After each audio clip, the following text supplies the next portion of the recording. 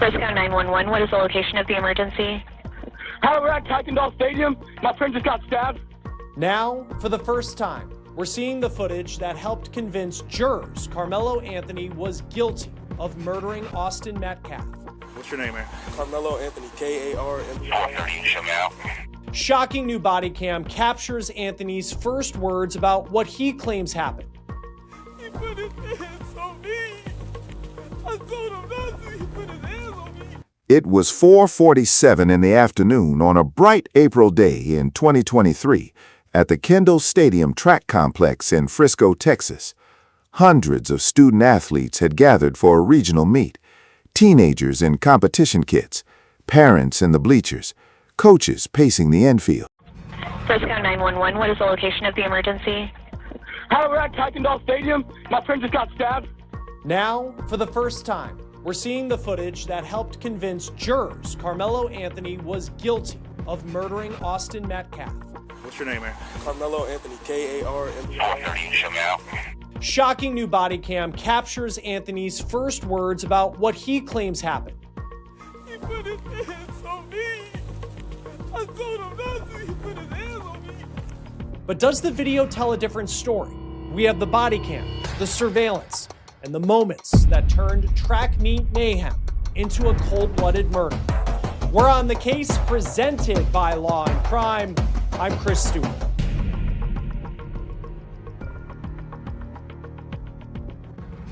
We have a lot to get to in this episode. Cody Thomas from Court TV, who was one of the few journalists in the courtroom for the entire trial, will be here in a moment to break down what we're looking at as we go through this surveillance video of the moment Carmelo Anthony stabbed Austin Metcalf, as well as some of the pictures that have now been made public. One of the challenges in covering this trial was no cameras were allowed. So we would hear about this surveillance video, which you're about to see, of the alleged confrontation between Anthony and Metcalf, and we would read the police documents that laid out what Anthony allegedly said to officers on that day. But now, after the verdicts, and now that Anthony is in prison for as long as 35 years, we are seeing the evidence that everyone inside the courtroom was able to see during this trial.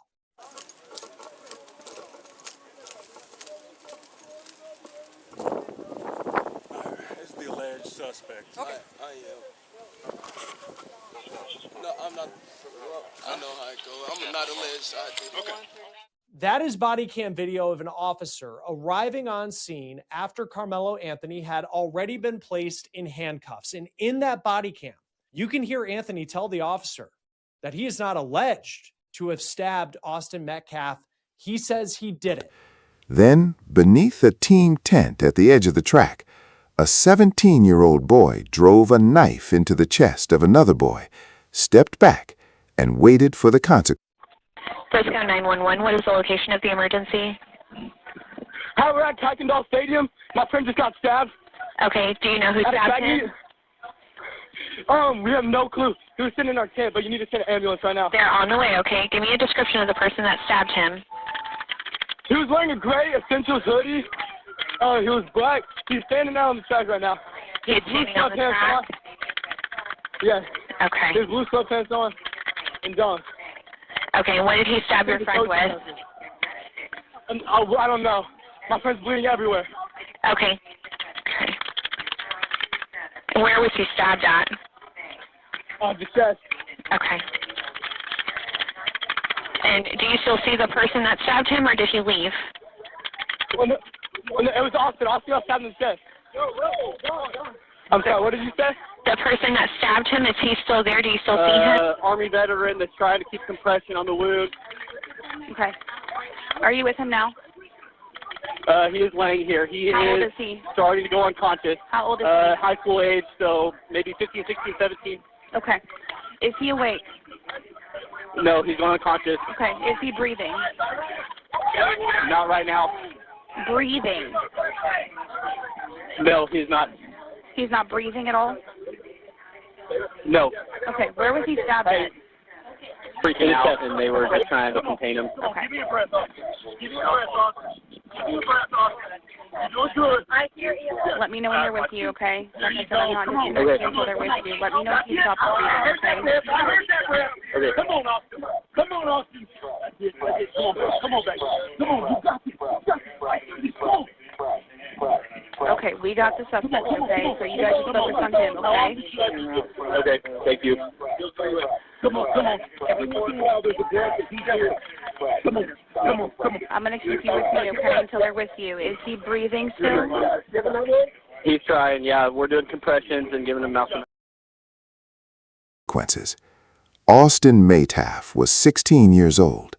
By the time emergency services reached him, his heart was already losing the fight.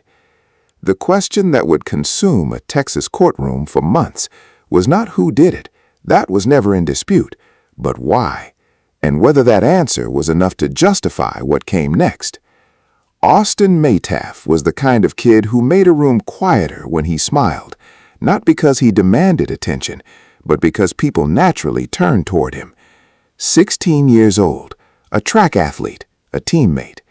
People who knew him described a young man who was sociable and easy to be around, the kind of teenager who had not yet hardened into anything except himself. He had his whole competitive season ahead of him that April afternoon. Don't reach for anything, all right, man? Stop right there for me. Dispatch 443, I got the suspects, and they're currently treating the victim. Again, he's on the north end of the stadium. All right, any weapons on you like that?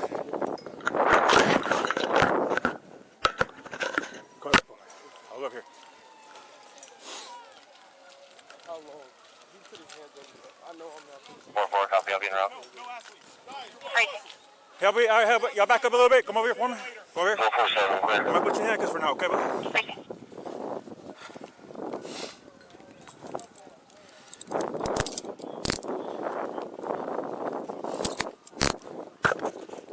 Dispatch 443, everybody can slow down. I got the alleged suspect in handcuffs right now, detained. Everyone else can slow down. Suspects detained in handcuffs. Hold on. You can open up the channel, and medics are clear to come in. Have them come to the northeast entrance. That's gonna be a gate that's wide open there, and then you come to the victim from there. Received.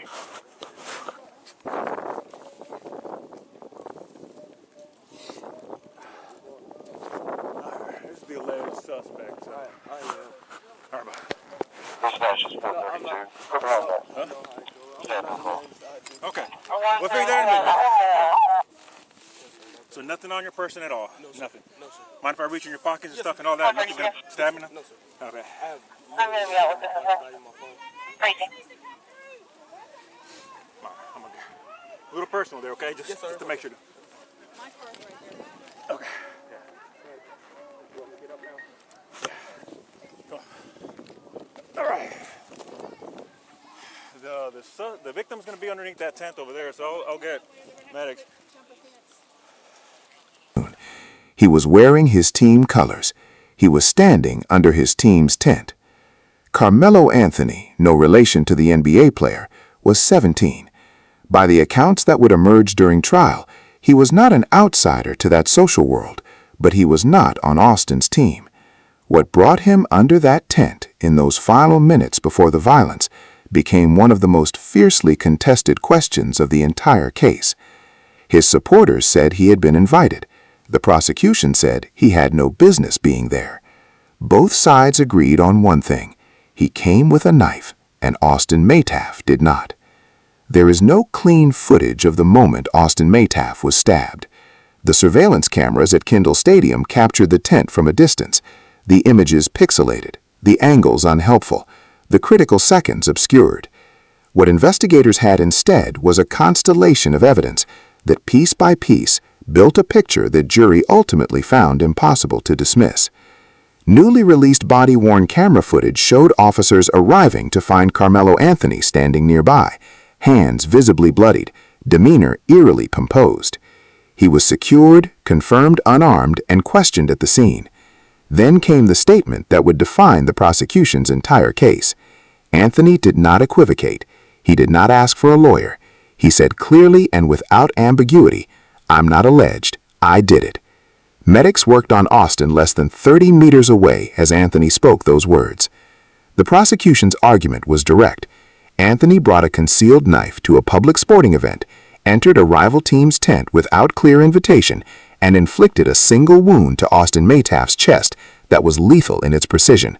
The forensic evidence, including an exact replica of the weapon entered into evidence, demonstrated the knife's lethality was not accidental. This, the prosecution argued, was not a frightened teenager defending himself. This was a deliberate act.